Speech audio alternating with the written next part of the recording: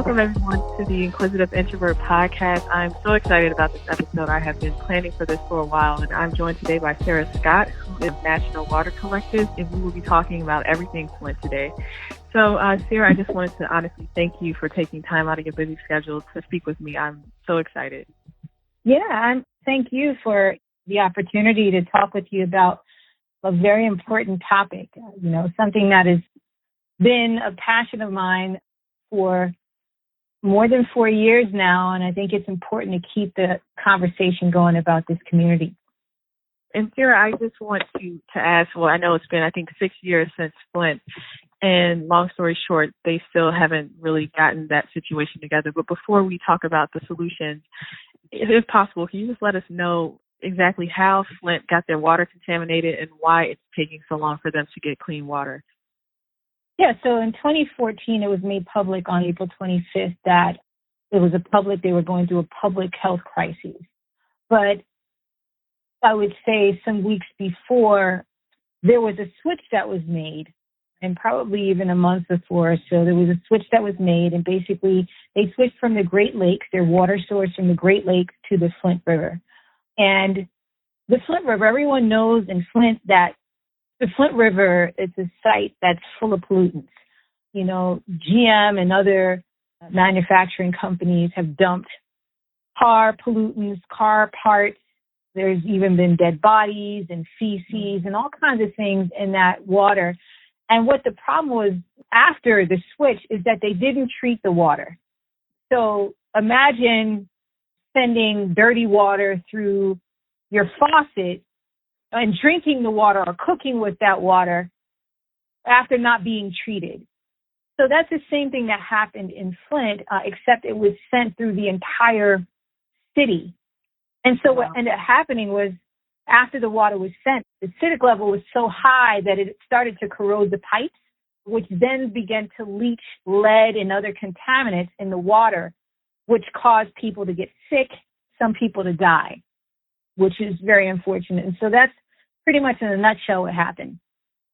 And Syrah, this might be a silly question, but I have to ask, why didn't they check when the water was over into a new system? Why was that sort of lapsed? Has anyone ever gotten any answers for that? So that's the question, because it's like, even if you're not a scientist or you're not a professional in that area, it just is like common sense that you would treat water that's bad, that even looks like the way it looks, before you send it through. And so there are some people that say it was an intentional act to make people sick and even possibly kill people off. That is what people have been talking about, many of the residents in the community. Whatever it was a major mistake that has caused people their lives, their livelihood, the value of homes and businesses have depreciated in the community. And Flint, like you said, more than 6 years in Flint is still, just has no clean water. In fact, they're using bottled water to clean, cook, bathe, and drink, which is a major problem. And after being there for some time and working in the community, Flint is like my family. It's like my home, my second home, and it's very hurtful to see. As a matter of fact, I spoke with a resident that has been all over the news. She's met celebrities and everything, and this woman is still going through a struggle in her life. She's Social Security. She's suffered from 2 miscarriages where she lost 4 babies. She had twins both times, and she lost them both. She has nothing, and she's barely making it with trying to get bottled water. She spends about $50 a month, but sometimes she doesn't even have that money because she lives off a single parent income.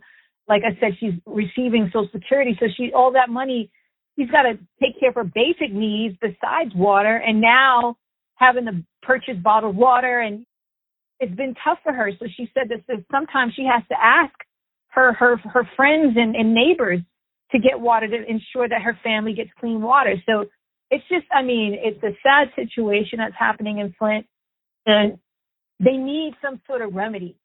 They really need a resolve for this problem, because it's gone on way too long, and it's like they could have fixed this problem years ago, because over $1 billion has gone into the community of Flint. If you think about that, it only takes about, maybe I would say $100 million roughly, with all of the pipe replacements in homes and businesses, the POE filtration systems, installed in the community, it would be about $100 million for 24,000 plus homes. $1 billion has gone into Flint. So think about that. Are they really trying to solve the problem, or do they just want people to be dependent on them so they can control them? And, after a while, when you think about it, for 6 years, this community is tired. On top of being sick, and 40% of the population are living below the poverty line.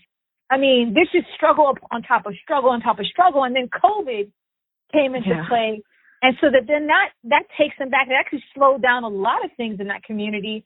And so they're hurting. And it's a community full of Black and brown people that are struggling. Yes, there are some successful Black people and brown people in Flint, but 40% of the people that live there are living below the poverty line. So it's a big concern of mine. And in fact, I was just in a call with Hill. It was an Instagram Live, and we talked about it as well. So it's fresh in my mind. There's some points that he talked about, and I just was like, wow, I forgot about that part, because there's just so much to this story. And you really have to dig deep and talk with the residents and be on the ground to understand, because a lot of the stuff that they put in the media, the mainstream media, is just not accurate. It's not accurate at all. And then after speaking with the woman I spoke with from Flint, she's like, oh, well, that's not true, because this is, and I'm just like, wow, you have to speak with the people in the community, because stuff that's in the media is not really illustrating what's really happening in that community. So I feel for them, and that's why we continue to work hard to provide clean water to the community. And Syrah, I'm so happy that you mentioned that, because I have been on this thing about, just been thinking to myself, the media has been, really falling into this trap of spreading misinformation, disinformation, and not really actually doing journalism. And we're suffering, I think, as a community for that. So when you were on the ground or speaking to people within Flint, what are they saying that the media is misrepresenting or just ignoring that the local residents are talking about? That everything is okay, that people can drink the water again. Because that's not the case. Right. I mean, there's been trust that has been lost in that community. They've had companies and individuals and organizations come in to say, hey, we're going to give you this filtration system. It's going to work. We're going to give you this point of use, which is for the tap to you, and it's going to work. What ended up happening is people are getting sick because they're not changing out the filters as regularly as they should, and they're not being fully informed about what's in the water. In fact, there's been several boiled alert advisories, but if anyone knows science, or if you know about what can intensify metals, it's heat. Mm-hmm. So why would you boil water? Because that will intensify the metal and make it worse. So there are kids that are, suffering from epileptic seizures and memory loss and ADHD. I mean, it's just so many things that are happening. But yeah, it's just misinformation across the board. In fact, there was a time where the state and local government, I don't remember which level, but they were sending water to Flint on a regular basis, and they had these water pods. And that actually had to go away when I think Snyder, he ended it because he said, well, we'll drink it. But just because the water is clear doesn't mean that it's okay. Because a lot of, if you know lead is odorless and it is colorless. So you won't know unless you actually tested the water, that it was contaminated. Even with the tetrachloride, it's a long word chemical that they use in the water to treat it. That's poisonous as well. It's causing cancer. People are not talking about that. People are not talking about, and what the media also put out is that people are dying of pneumonia. But pneumonia is associated with Legionnaire's disease. In the historic part of the community, that's where a lot of people were dying of pneumonia. But it was actually Legionnaires. They were inhaling it through the mist in the showers, through their heaters. And they were just they were saying that they died of pneumonia, but it wasn't pneumonia. It was actually Legionnaires, and they didn't do the research on that. So it's just so many things that the media is not telling the full story about. But I'm thankful that actually NewsHour actually did this study, and they were really thorough with it, and they explained it. In fact, when COVID hit, and Hill talked about it, but when COVID hit, 60 Minutes was the doctor that actually exposed this thing, Mona Tisha, she actually was on there talking about how the lead has impacted the kids. 90% or 80%, a very high number, has affected the kids to where they're now having mental issues. They tested us and 90% of them are having mental issues. That story came out the same time that COVID came out, and so it was actually kind of brushed under the rug. So people didn't really get to hear that story, but it was like almost the full truth about what's really happening in Flint with the kids. But there's, like I said, there's so many moving parts, and the media is not doing a good job in covering every bit of it. Oh man, it irks me so much. Kids, for their lives to honestly, just be impacted for the rest of their lives with, mental disabilities and delays. It's just, I can't even imagine. It's I'm sorry, I'm so passionate. Generational, exactly. It's generational because you don't know, like lead affects over time. So the kids were affected when they were young. It creates developmental issues with their brain, with their bones, and it causes all those other things like memory loss. And, it affects, and what happens with lead is that it may show up in the blood for 28 days or so, but then after 28 days, lead goes into your body and it affects the organs. So it can attack your organ in so many ways. So your reproductive system, your heart, your kidneys, and even your hormones, just so many things. So if you can imagine, the woman I spoke with, her 19-year-old daughter had a miscarriage because she drank the water, but they're not trying to associate it with that, with the Flint Water Crisis and trying to say it was her body. But I'm just telling you, there's so many issues that are happening. And as a nonprofit, I have my own thoughts about it. So many things I want to say, but I can't really say it. But I'm just telling you, they're not sharing the full story. So what we do is just pretty much show articles, proven articles that we feel that really tell the full story so that people can learn about it. And then we get the perspective of the residents that are living there so they can share more of what's happening in the community. But it's a troubling time. And in fact, some people don't even want to talk about it anymore. And one of the guys that we had on our Zoom webinar, because we have a Zoom webinar every Sunday at 5 p.m. EST until it dies down, and we're hoping that it'll just continue to blow up. But he started this organization called Veterans of Now. His name is George Grundy. He was one of the first organizations that we worked in with Flint.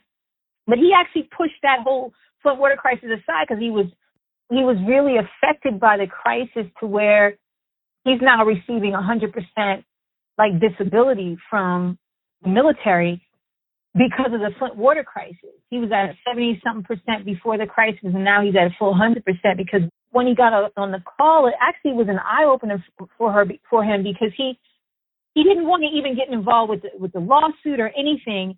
And after the call, he ended up signing up for the lawsuit and then sharing with his network, I know we may be mad about this thing, this is what he said, but we really have to, for the principle of it all, we really have to stand up for what is ours and what is right.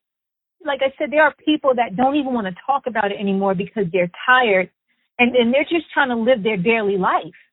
Yeah. It's a lot. It's stressful. It's stressful. Incredibly stressful.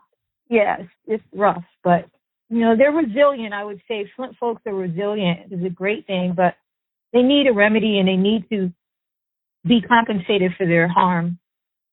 And I'm so happy you brought that up, Syrah. I wanted to know, what sort of lawsuits and compensation are these people getting, and what's the status of that, and is anything really coming to fruition when it comes to that? So based on what I've heard and did some research on, they're actually in the fourth quarter pretty much of this case. So it can close at any time. It's been, 6 years, so it's past the statute of limitations. But the judge, for some reason, wants to keep it open. But like I said, they can close it at any time. And I would say about maybe 20 to 30% of the Flint residents of 100,000 people have only signed up. And that's either the class action or the mass tort. But that's a very, very small number because the more people in a normal case, the more people that are a part of a lawsuit, the more money will come out of it. And that's why we're hosting these Zoom webinars to let people know, hey, you guys, this can close at any time and you don't want to miss out on this. In fact, if they lowball you and give you a small amount of money for your harm, right now, who knows? It's in the fourth quarter, though, and people haven't gotten compensated yet. On the criminal side, no one has gone to jail. No one, in fact, they let people off. They opened up a new case, and they're still working on that case to try to incriminate, the emergency manager or whoever they're trying to incriminate. But no one has really been held responsible or accountable for what's happened in Flint. Not Rick Snyder, which is the governor, not anyone. And Flint residents are still left pretty much high and dry. Well, they get support from other organizations that come in every now and then, but it's not as consistent as it used to be. Celebrities have left, organizations have left, and pretty much Flint residents, they're just left to just deal with it. Wow. So have they gotten paid? No, still in the works, but there are two different lawsuits. There's a class action and there is a mass tort. So the class action is more for a group and the mass tort is more for an individual. And we always recommend that people do their research on both to understand what they should get involved in. But if anything, they should get involved in one or the other based on their needs. The difference is that just the class action is more, like I said, for the group, and the mass tort is more for the individual that has been affected. So based on your own situation, you'll get paid off of that. And it has to be proven. You have to provide this information to the law firm that you're working with on both sides. But it's imperative that Flint residents sign up. And so that's why, like I said, we're hosting the Zoom webinar to educate, because the other thing we're talking about are real solutions. Like, how can we galvanize people to work on this? And, we can no longer wait on the government and other federal entities to support Flint. It's got to be a grassroots effort so that we can get them remedy sooner than later, because, 6 years, I was there for 3 weeks and it was a lot. You know what I mean? And to not have, especially when you're a woman on your menstrual cycle. Just think about all of that. Yeah. It's just a lot going on. And so we're praying that the residents get what they deserve. But just to give you an example of why residents should really sign up, the Larry Nassar case, there were 32 women. They were molested and abused by Larry Nassar. There was a $500 million settlement. The 32 women got $425 million. And $75,000 was left for, future issues. But that's for 32 women. There was a number on the table of only $600 million for Flint residents. That's 100,000 residents. Look at it. The reason why they were able to get that is because 90% of the women stood up and they signed up. So it's got to be the same thing in Flint. Even if they had 60 to 70%, that's better than 30% where they're at right now. Right. And Syrah, I know you mentioned this, and I think we live in just such a celebrity-driven culture, which sometimes can be good and bad. But Hill Harper, lawyer, activist, just all-around brilliant guy. How did he stick around? How was he even introduced to this issue? He got introduced by Jesse Williams, and I just actually remembered the celebrities that introduced him, but it was Jesse Williams and Ryan Coogler before he was Ryan Coogler of Black Panther. But he was invited to that, and his brother, it's so funny, it's like I'm telling his story, but because he just told it on Instagram Live. But basically, brother from Flint was like, a lot of celebrities come in, and they leave, they only take a photo op, and then they're gone. I love your book, I love what you're doing, I need you to stay. I need you to be here for us because we need help. And so that stuck with him. And then I reached out to him almost 3 years ago and was like, Hill, I see you're doing work. We need to work together. And then, long story short, here we are 3 years later and about 4 or 5 events after we've met. And I've just been pushing him. I'm just like, Hill, I'll text him a lot or we'll talk. In fact, we talked yesterday, and to just let him know, first of all, to let him know his power, and that his power as a celebrity that really cares and is known to care for, these sorts of issues. He's a real dude that I almost forget, and I tell him all the time that I forget that he does what he does, because we talk on a level that is I'm strictly about, let's get this thing for Flint, let's get it done. And I always forget his platform that he has, but I let him realize, and I show, and he sees it from what he's doing, that he has power and a platform to make a change. And so that's what keeps him there. He also mentioned on the Instagram Live is that he feels like he has family there now. So for him, it's bigger than just doing, okay, I'm an activist. No, I have people in front of my family. I love the people there. You know what I mean? And that's how I feel. It's like I have family there now that I've like almost promised to make a commitment to say no. With all that I'm given, with all that I have, and with all the resources that I have, I'm going to make sure that, you know, we change the narrative in Flint. And what we talked about last time is flipping the script from poison to promise. Because there are a lot of great opportunities that have come out of the Flint Water Crisis. Don't get it twisted. But we've got to channel those opportunities into real solutions that can be used, and then creating this destination place where Flint is that go-to place for water innovation. It would only make sense because they're the extreme case.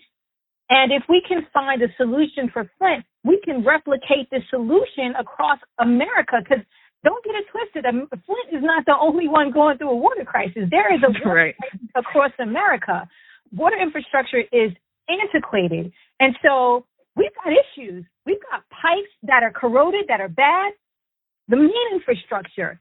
And a billionaire that I used to work with, he's in water, he told me 80% of the disease that people have come from the water we drink. 80%. So cancer, diabetes, and other issues, other diseases come from the water we drink. And it's important, you know, I focus a lot, and we focus a lot on Flint, but we're going to be expanding and really talking about the nationwide crisis that we have, because people need to understand they have to, like Martin Luther King said, we're all tied together by a single garment of mutual destiny. That's real, because although we may not know it, we are all going through a water crisis. But if we can find a solution in Flint, Michigan, that's why we're focusing so much on Flint, because it's like, it's the way extreme place. So if we can find a solution, we can then customize and replicate the solution we have across America. And we're working with like some of the top scientists and engineers in the proven technology, patented, proven technology. We have access now to so many great resources. And even there's a water lab in Flint. One of my brothers, I call him my brother now, but he has a water lab he just opened up. There's just so many great things that are happening. And we got to find a solution in Flint so that we can then help other communities. This is happening in Newark. It's happening in Baltimore, Milwaukee. It's happening in the, I don't talk about it a lot, and I should be talking about it more. But in the native lands, it's happening all around. But nobody's really talking about it because they're not being educated. And that's why with National Clean Water Collective, we want to educate folks about what's happening. And we do it in innovative ways. Like right now, we found that, especially with Black and brown people, we're not usually trying to get involved in this type of stuff. We're more involved in music and entertainment and stuff. And not to say we're not science people or math people, but the bulk of the Black and brown community, especially young folks, they're into music and, other things, right. But like, it's not really water. It's not anything really environmental. It's a new thing that a lot of activists, and especially Black and brown activists, that are getting involved. But not to say that we didn't start the environmental justice movement, because we did. But what I'm saying is, it's the focus. We need to redirect our focus and be working on these issues, because they affect us most. They're happening in our communities most. And so to bring in our young folk and bring in Black and brown people, we want to do sort of creative campaigns to bring folks on. So we have this Art for Flint, and it basically draws in artists and have them create like a themed out piece that can actually be silent auctioned off so that we can raise funding for Flint. We also did like this rap. It was called 4 Bars for Flint, and we're going to get back into that as well, where performing artists could actually develop a rap or a poem and talk about Flint and the water issue. But we use innovative strategy and campaigns so that we can bring all people from all walks of life involved and bring them on board. And Syrah, I know you talked about it. I know you have like limited time. Hard to get to those solutions because I know you're a super busy lady. I know with the bottled water, that's a temporary solution. And then I know that you mentioned that you guys want to work towards long-term solutions, which is what I'm super interested in. And so what sort of technology is being developed now to help people measure the lead in their homes if they're still using sort of the water from their homes? So I'm going to go back really quick. I'm going to digress because you mentioned bottled water. Now, we are focused on using boxed water, which is more of a sustainable solution. Mm-hmm. So boxed water is actually developed by a company called, the one that we're using is by a company called W.S. Darley. They're a private organization, and one of our partners is a marketing director over there. And basically, we use this water. It was actually used for the Army Corps of Engineers. They use it for like emergency situations in Puerto Rico and different places in Africa. And we think it's a better solution because it's sustainable. It's a cardboard box called the Safe Water Box. And inside it has recyclable plastic that is actually injected with this purified water. So that actually we sent about, just this past month, we sent about 20,000 gallons of water over to Flint. And that's the short-term solution. The long-term solution is point of entry filtration. So there's a difference. There's point of use, which is at the tap, and there's point of entry. Now, for redundancy, point of use is great, but the point of use is not the end all because there are kinks in that because bacteria can grow into it. There could be metal buildup in it because people are not accustomed to changing out filters. They could forget. And what ends up happening is they get sick from not changing the filter out. So with the point of entry, it actually connects from the inlet of the building and it goes throughout the building, whether it's a business or home. And it connects from the inlet and it allows people to go back to a normal way of life so they can actually bathe in the water. They can wash their clothes in clean water. They can drink. They can cook with clean water. All of these things that we would normally do here in like New York or wherever, they can do that. They would be able to do that in Flint. And so this technology, the point of entry technology, is actually in about 80 plus homes in Flint and even some businesses. And we just installed in a community center in a church. Our goal is to implement about 3 more, but our goal is to do it across the city. But for this particular project, we have 5 projects. We killed 1 and now we have 4 more. But the point of entry is the best deal. This particular technology that we're working with is been proven by the MBEQ and to take out 99% of toxins in the water. So that's everything from bacteria to lead, copper, even PFAS, because that's a new thing that's happening, PFAS and PFOAs. This technology was actually developed about 10 years ago to take out arsenic, because it also takes out arsenic. And the company is right outside of Flint. It's in Holly, Michigan. And the gentleman that developed it, he heard about the Flint Water Crisis and he wanted to help. And so that's how he got involved. But then when it became too political, he pulled away.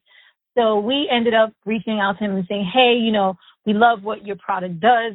And actually, Kevin, our partner, he had a good relationship with him, so because he's in the water.